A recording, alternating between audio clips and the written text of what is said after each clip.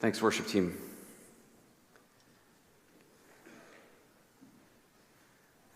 As Michael mentioned, we're launching into a new summer sermon series on Exodus. We're going to go through chapters 1 to 15. So this morning we're going to take a look at chapter 1 and 2. Chapters 1 and 2. We're calling this Stories of Freedom. This morning we're starting this foundational text, this passage. It's a foundational Bible narrative, of course, for the Israelites. We see throughout the history of the Old Testament. It keeps popping up throughout. You see it oftentimes popping up in the Psalms. But it's also a foundational story for the church. And as we walk through it, we'll see those connections more and more. This story actually reaches all the way back into Genesis chapter 1. And I'll leave those Easter eggs for you. I'll maybe mention a couple of them. But I want you to pay attention to how it reaches back into Genesis 1 and why it's borrowing some of that imagery. But I also want you to know that it's also foretelling. It's prophetic. It's looking ahead. And so I want you to listen carefully to the stories as we walk through chapters 1 to 15 in the coming weeks. People love origin stories. So as we look at chapters 1 and 2 together, we see an origin story. How did Batman become Batman? We don't see that in chapters 1 and 2 here, but how did Batman become Batman? Or how did somebody like Hayley Wickenheiser become a Hall of Fame hockey player? What was her story?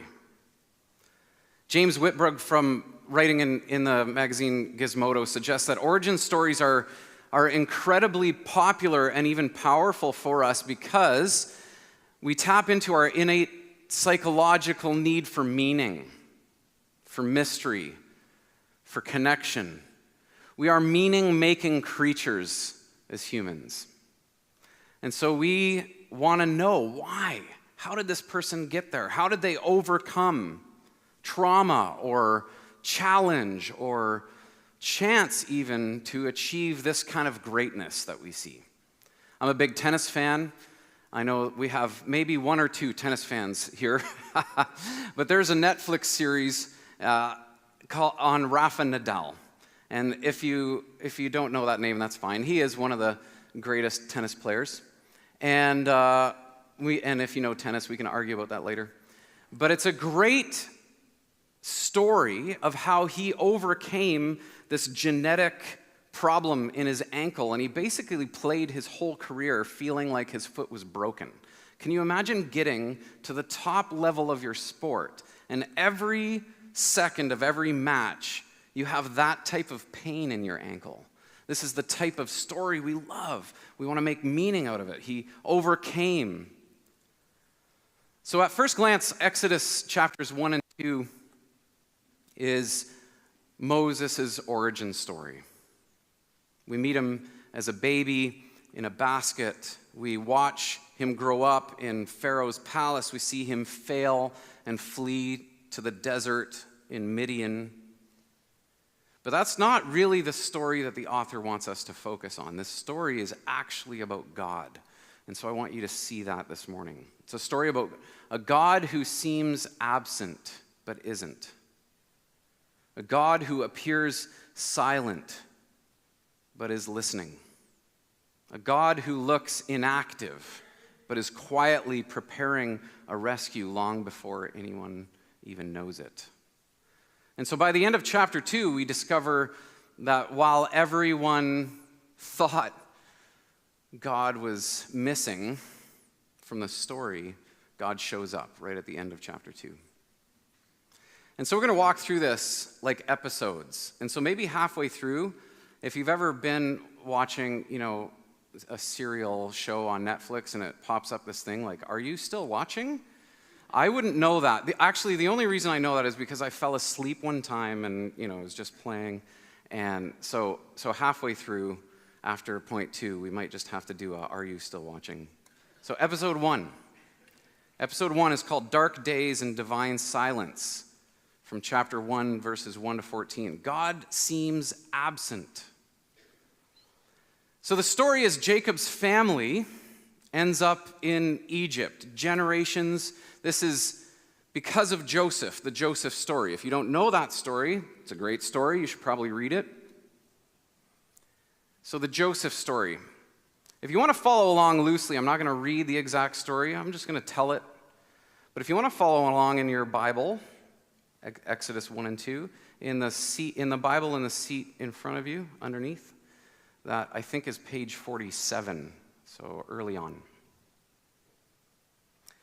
So what started out as a family of 70, this big extended family, became a nation, burgeoning people.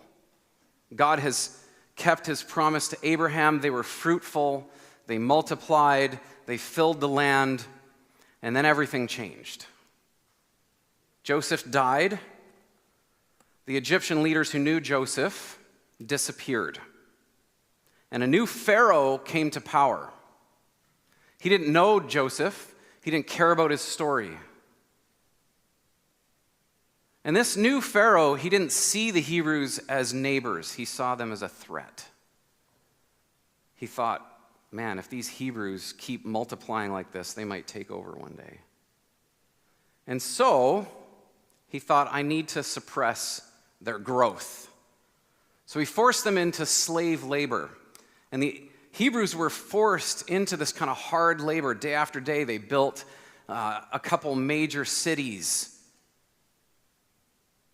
as slaves in the hot sun, long hours, heavier burdens. But these people just kept growing. And Pharaoh was like, this can't be. So he just made the work harder. More work, less water, less food. I'm going to work them harder. Heavier burdens, longer hours,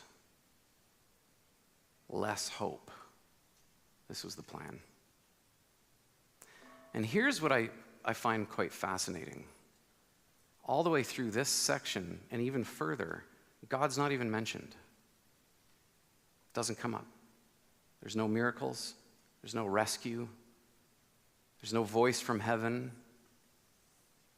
Just silence. If you were living as a Hebrew under that kind of conditions, you can understand people wondering, like, where is God? Or does God even exist? Like, if our God exists, wouldn't he show up and do something about this? Has God forgotten us? Is he even here? God seemed absent.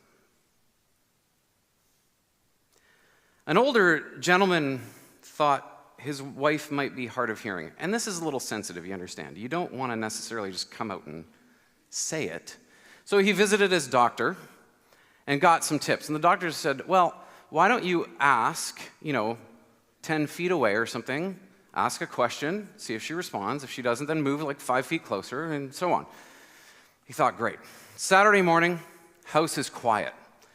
His wife is at the table doing devotions. He thinks this is perfect opportunity. So from the hallway, he says, what are you reading? No response. So he walks 5 steps closer. Hey, hon, what are you reading? Still nothing. So now he sneaks up, like right behind her. Hey, honey, what are you reading? She turns around. For the 3rd time, John.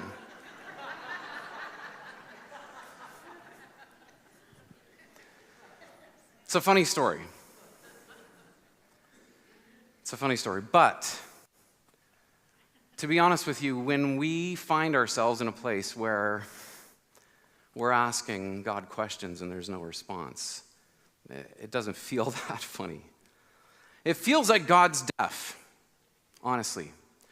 Can a pastor say that on a Sunday morning from the pulpit? Feels like God's deaf. And if you've felt that way, I want to assure you that that's a common feeling. In fact, it's not a feeling that is the opposite of faith. Listen to Psalm 13:1. We'll put it up on the screen here. Psalm 13:1. The psalmist says, "How long, Lord? Will you forget me forever? How long will you hide your face from me?" And then Psalm 83:1 says, "God, do not keep silent. Do not be deaf. Do not be quiet."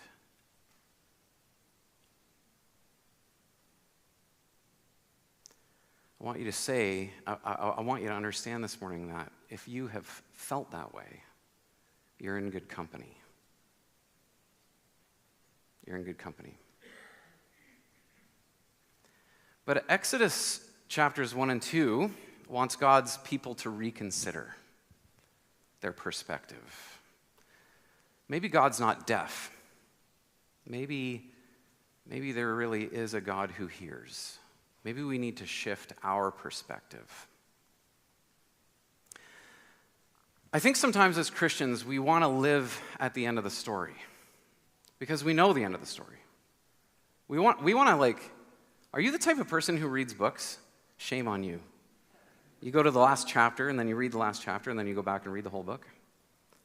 I think sometimes Christians are like that. In a sense, we know the ending of the story, right? And we want to live there. I think sometimes you come to church and you grow up thinking, oh, I'm supposed to live like it's the end of the story. But we live in the middle. We live in the middle of the story. We live in the midst of sin and pain and loss and evil and death. And so we know how the story ends, but we're not there yet. We're often living in the spaces like these Hebrews. We're living in spaces of slavery. I mean, in some parts of the world, that's real life. There's real slavery that happens in the world.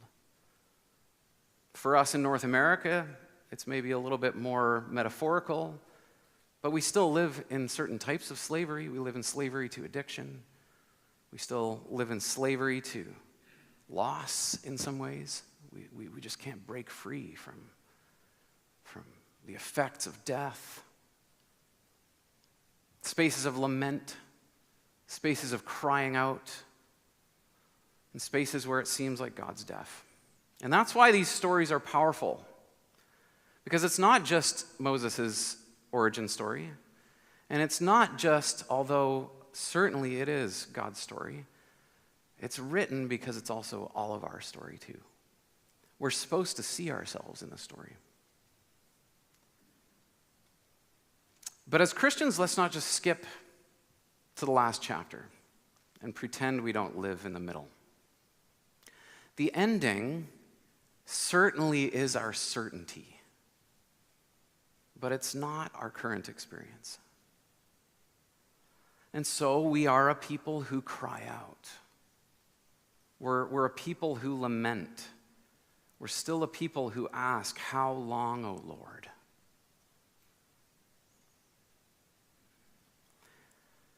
We get the impression sometimes as Christians that we're supposed to live in the promised land, but that's really hard to do when you're still wandering in the wilderness, right? Right?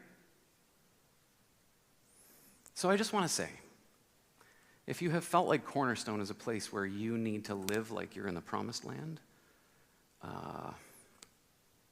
it's just not the reality of our congregation. I just want you to know that this is also a space where you can lament and where you can cry out and where you can sit in the sadness and you can ask hard questions. If you're asking hard questions, you are welcome here and you're in good company. When I was a kid growing up, I grew up in church. I was a pastor's kid. I had to be there every Sunday. I've joked about this before. There's stuff that they just don't show you on the flannel graph. Flannel graph was like this board. Anybody who grew up in church, yeah, maybe in the olden days, Sunday school, or maybe school had them too. But anyways, they had pictures and they moved them around and you could paste them to different things. I'm telling you, guys, the Bible is like rated M for mature, So So, rightly so, we don't always tell our kids the whole story. And that's okay. But I grew up kind of thinking the Bible was like a highlight reel. And I just remember my very wise mother, who happens to be in the congregation this morning. I remember her saying to me, I can't remember how old I was, but maybe a preteen, maybe junior high. And she just said something like, you know, Matt, sometimes the Bible seems like it's a highlight reel. But when you really read it, when you read between the lines, like between the stories, there's actually lots of time. There's lots of waiting. There's lots of silence. Years of silence. And she was right. And I think to someone who's just kind of reading Bible stories here and there, you can get that impression. I think you can get that impression. Like the Bible is just a big highlight reel, and we're supposed to live like that. And maybe you've even heard stories, sermons like, hey, look at this hero. You're supposed to be like that person and do great things. And we need inspiration sometimes. But sometimes we forget to read between the stories. And the reality is that the people of God were living through dark days in divine silence, asking, where is God? And sometimes we feel the same. Where is God? And here's the irony in this story. While Israel thought that God was absent, God was actually already writing the next chapter. They just couldn't see it yet. And so episode 2 of our show, if you're still watching, you can click the button. I entitled Daring Defiance and Disguised Deliverance. God seems hidden. So you can peek at Exodus 1:15 to 2:10 here. So as Israel cried out in their suffering, they couldn't see it, but God was already on the move. Not with thunder, not with a massive army, not with miracles at this point, but through several ordinary but amazing women who chose courage over fear, who chose to do the next right thing, even though it seemed like God was absent. And Pharaoh's first plan had failed. This idea of let's just squash them with slave labor. It didn't. They just kept multiplying. The plan for God's life, we go back to Genesis 1, life, flourishing, was not to be thwarted. Even though there's always agents in this world who are trying to stuff out the life that God is planting. So Pharaoh had a darker, more sinister plan here. And so he summoned these 2 Hebrew midwives. Midwives, if you're a kid here, midwives are people who help ladies have babies. They help them. So these 2 Hebrew midwives named Shiphrah and Puah. Imagine you're standing before the most powerful leader in the world. And then and everything this guy says becomes law. You know what I mean? Like you have to do it. And so he gave them this secret order. Whenever a Hebrew baby is born, make sure it doesn't survive. But Pharaoh made a miscalculation. He thought they respected him. He thought that they feared him most, but they didn't. They actually feared God. They feared God more. And so every time they welcomed another Hebrew baby into the world, they quietly chose faithfulness over fear. I mean, these 2 ladies, they didn't have political power. They did not have influence. They didn't command armies. They simply refused to participate in evil. I'm going to say that again. They simply refused to participate in evil. When Pharaoh demanded an explanation, They gave him an answer that I'm sure people must have laughed for generations in reading this story. They said, these Hebrew women are just so fast at giving babies. By the time we arrive, they're already born. And somehow, I don't know why, that satisfied Pharaoh's curiosity. And they covered for themselves. Now, kids, if you're here, you're going to go home and you're going to ask your parents, wait a second, because God blessed these ladies. Is lying okay? So that's what you're going to ask your parents. Is lying okay? God honored their courage, gave them expanding families. Again, life. When there's this agent of death, God pushes back with life that it can't be held back. But now Pharaoh, his plan wasn't finished yet. And so he said, that's not working. So now he just made a public decree. If anybody finds a Hebrew baby boy, throw him in the river. Throw him in the Nile.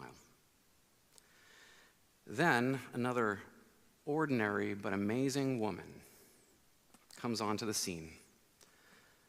A Levite mother looked at her little boy and said, this little boy is Tov. It's a Hebrew word for good. It's the same word that comes up when God is creating. And he says, it is good. And she looks at this little baby boy and says, he is good. Something significant's happening here, so that's an Easter egg. I just want you to see that there's these ties reaching back into Genesis. And this means that God is creating something new. Something new is going to flourish. So this mom refused to give up on her baby boy, of course. For 3 months, she hid him. But he got old enough that his crying was just too loud, and she needed to do something about it. She couldn't hide him any longer. So she built a tiny basket. The same word, it's only used in 3 other places.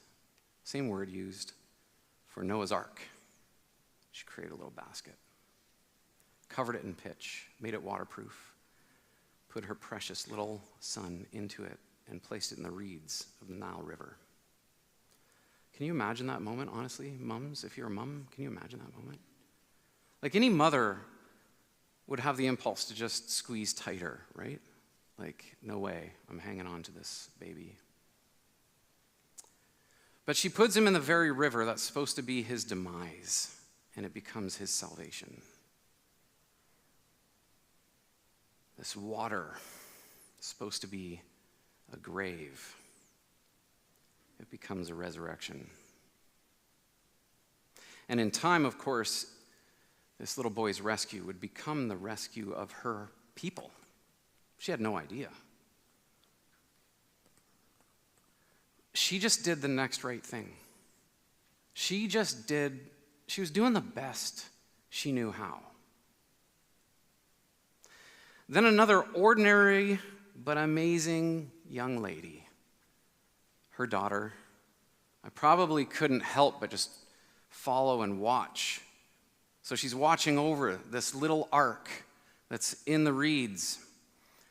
And then of all people, a daughter of Pharaoh comes down, a princess of the kingdom comes down and finds this little thing, maybe hearing the baby cry. And this little girl jumps into action. She does the right thing. She steps out of the reeds and she says, hey, would you like somebody to take care of this baby? It still needs to be nursed. And I know someone. And the princess says, yeah, that's actually a really good idea.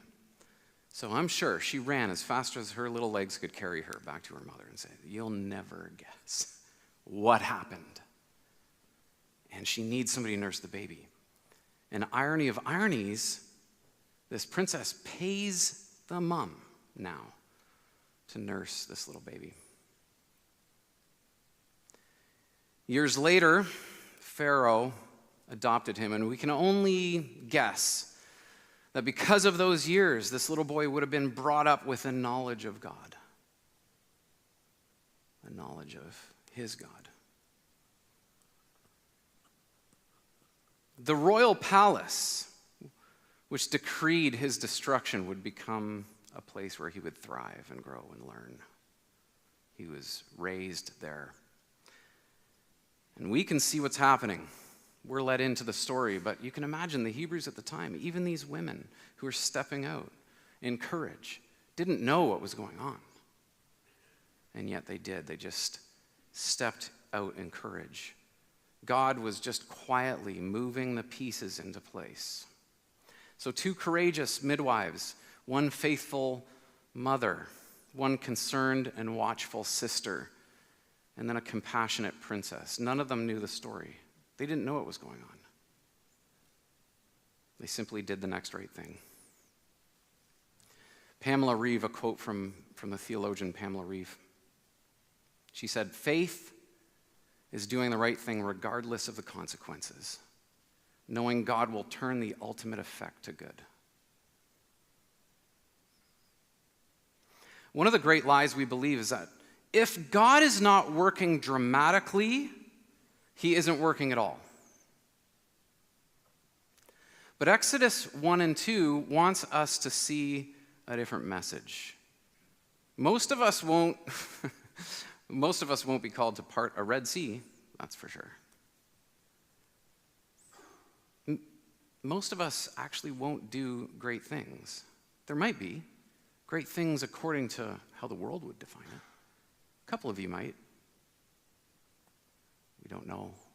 Most of us will just live ordinary, faithful lives. And God responds to people who are willing to do the right thing and not be complicit with evil. I want you to notice something here, and I think it is significant. The most powerful man in the world remains nameless. This drives biblical historians crazy because they can't date the Exodus, right? Drives them crazy. They have no idea. Could be this era, could be that era. We don't know. We just don't know. But I think the author did it on purpose. Because here you have this nameless power who's going up against not just Moses, against God. And you know what you have? You have named women, ordinary but amazing women who stepped out in faith.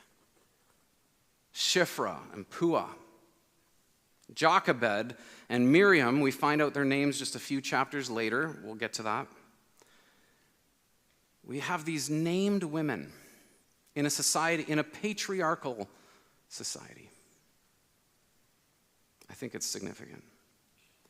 Pharaoh thought he was a history maker, of course. But God is the one who's writing the story. So episode 3.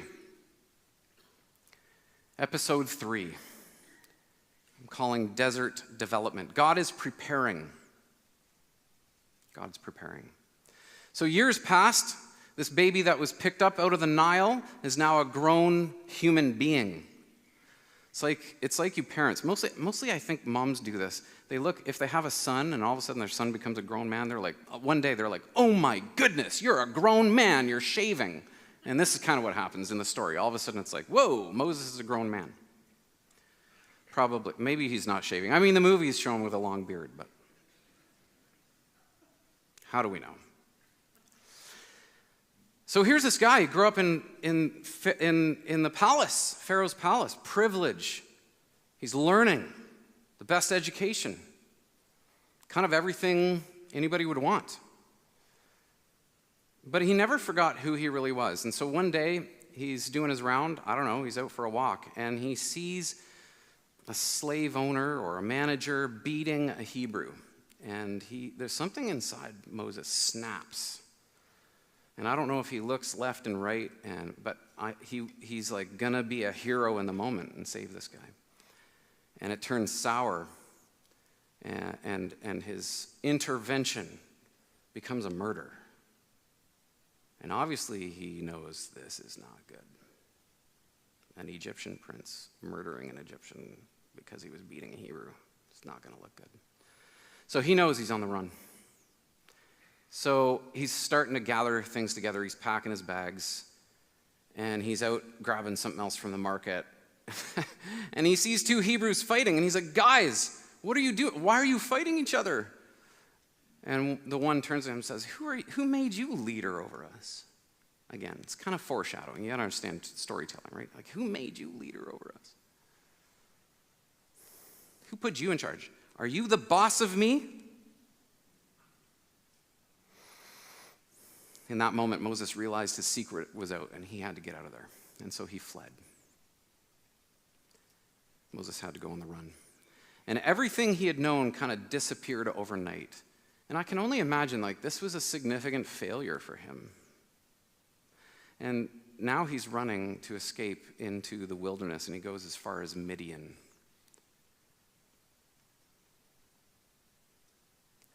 But while Moses maybe thought his life was falling apart, it's actually in the wilderness that God is really putting it together. 40 years, people. 40 years. He was 40 years old when he, on purpose or accidentally, killed this guy. And then 40 more years in the desert. When you do the math, like 80, I don't know if you ever imagined that. Did you imagine an 80-year-old Moses coming back to Pharaoh being like, oh, sorry, some of you are 80 and you don't use a walker. It's not fair. It's not. I actually played tennis against 80-year-olds who beat me, so to be fair. But can you imagine an 80-year-old? An 80-year-old, 40 and then 40. This is a lot of years. This is a lot of years. Long years. But what Moses couldn't see in the wilderness was that God was doing deep work in him. So before God could entrust him as a leader of a nation through the wilderness, God had to make sure that here's a man who would trust him in the wilderness. Before God would make this guy a shepherd over God's people, he needed to know that this guy could just shepherd stinky sheep and clean up their poop. You know what I mean? Like, this is the tough stuff of leadership development. He needed to be humbled. Dr. Alan Jones, who's an expert on the desert fathers and mothers in Christianity, he wrote this: the desert is a place of revelation and revolution. In the desert, we wait, we weep, we learn to live. So God has a plan for Moses, but God still has work to do in Moses. And we see he's a deeply flawed guy. Passionate, but impulsive. But the desert becomes a place of preparation. So Moses spends 40 years in the desert. And then later, we'll get there, but spoiler alert, the Hebrews spend 40 years in the desert. And then we see, fast forward, Jesus spends 40 days in the wilderness. And the whole point of this is that God is preparing. And so my point to you is, in dark days of divine silence, maybe you've been doing the right thing, but you feel like you're in a wilderness. I just want you to see that it may be a place where God's preparing you and doing deep work in you.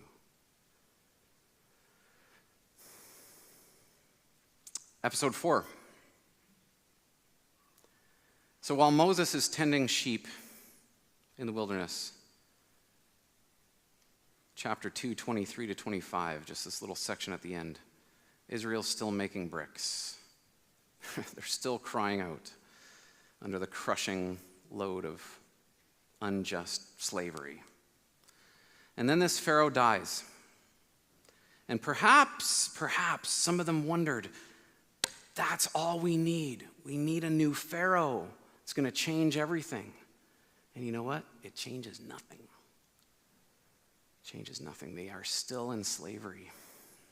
They're still under the burden, under the thumb of the government. So they do the only thing that they know how to do. They do the only thing that they could do. And they cry out. But they cry out to God. There's a difference between just crying out and crying out to God. And they chose to cry out to God. So after 2 chapters where we barely hear anything about God, all of a sudden the curtain gets pulled back. So this God who's hardly been mentioned, years of wandering, seasons of dark days and despair, the narrator just pulls back the curtain and lets us to see what's been true all along. And there's 4 verbs. God heard their groaning. God remembered his covenant. God saw his people. God knew. And so those 4 verbs change everything the Hebrews thought about God. God had never been deaf. He hadn't forgotten. He didn't look away. He wasn't ignorant. He had been listening. He was being faithful, and he was preparing deliverance all along. For some reason, I'm the parent in the house. I mean, I'm probably going to overplay this because that's what, you do when you're preaching.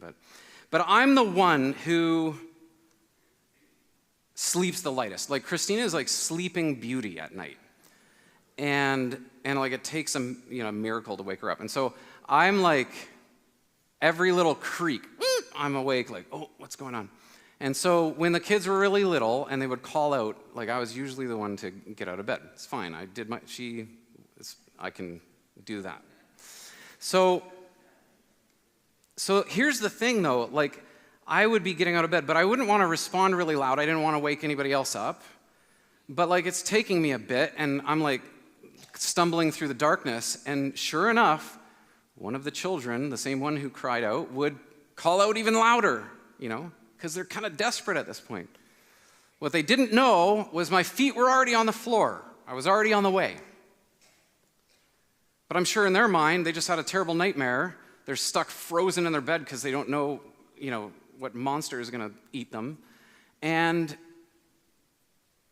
who knows where mom and dad are? But I was already on the way.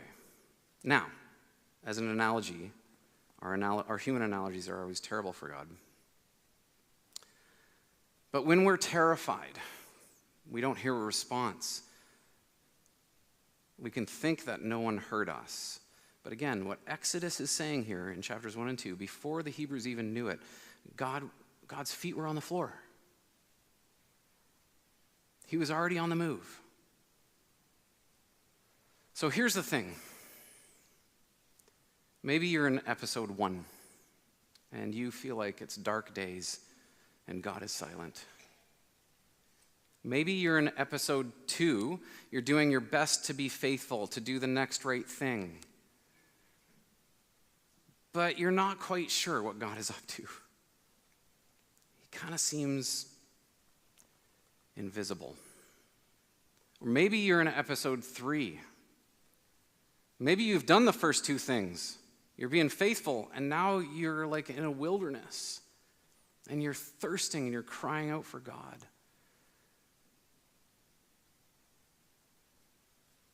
It's a wilderness you would have never chosen, and I probably wouldn't choose it for you. And yet, here you are. I just want to say, hold on. Hold on, because there's a little button that says the next episode is coming, and then, it's and then it might just automatically switch to the next episode. Episode 4 is coming. We just don't know when. But the same God who was revealed at the end of Exodus 2 is the same God who revealed Jesus Christ as his answer. He's given us an answer in Jesus Christ. So we still cry, we still lament, because although the last chapter is written, we don't live there quite yet. But now, as Paul says, we grieve with hope. We know how to lament in a different way because we actually know what the ending is. That God is coming again in Jesus Christ. That there is a promised land ahead. And so as the psalmist says, sorrow may last for the night, but joy comes in the morning. And so I think what Exodus 1 and 2 is telling even us today is to take courage, because the same God of Exodus 1 and 2 also hears you. Let's pray together as the worship team comes up.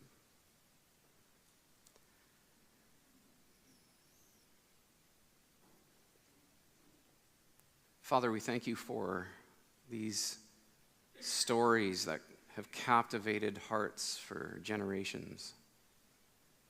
We thank you for this story where, yes, we see Moses' origin story, but what we really need to see is a story about you. And I think many of us do see ourselves in this story. And so we just confess to you, Father, that there are times and seasons in our lives, and there may be people in this room right now that are just hearing silence, that deafening silence, and have deep questions. And so, Lord, as we move into singing truth together, I pray in faith that by your Spirit, you would just begin to pull the curtain back, that you would nurture a faith in us, a faith that we kind of can't muster on our own, that we might begin to see you for who you really are. And so this morning, as we think of your answer being Jesus, the one who actually promises your presence to us, that beyond just knowing, that even as we sing together, that you would allow us to sense your nearness, to sense your presence, to sense your love for us, that you are a God who remembers, that you are a God who is not silent, but that you hear and that you've answered in Jesus. And so we look to you this morning in worship. Amen.